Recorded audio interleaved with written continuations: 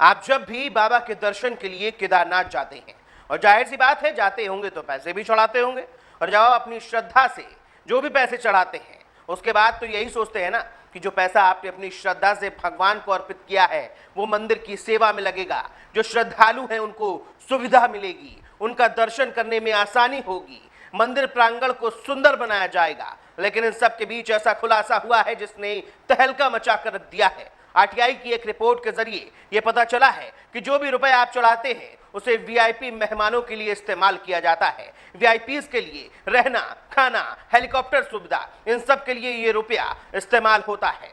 सूत्रों के मुताबिक उत्तराखंड के मंत्री गणेश जोशी की बेटी नेहा जोशी पर करीब 60,000 रुपए खर्च हुए। प्रधानमंत्री नरेंद्र मोदी के भाई पंकज मोदी पर 22,000 रुपए, केदारनाथ के विधायक आशा नौटियाल पर करीब 37,000 रुपए से भी ज्यादा खर्च हुए।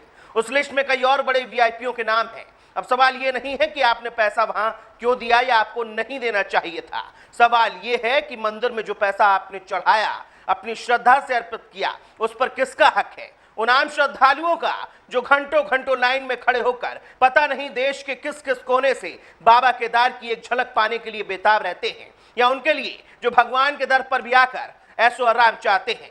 अगर ये सभी आरोप सही हैं तो श्रद्धालुओं द्वारा भगवान पर चढ़ाया गया पैसा क्या इस तरह से खर्च होना चाहिए?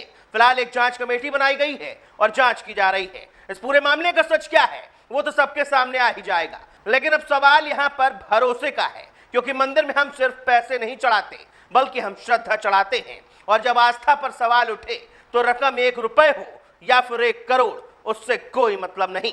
आरोपों में अगर यह साबित हो रहा है कि चढ़ावे का पैसा वीआईपी कल्चर पर इस्तेमाल हो रहा है तो ये एक बेहद अफसोसजनक और परेशान कर देने वाला सवाल है।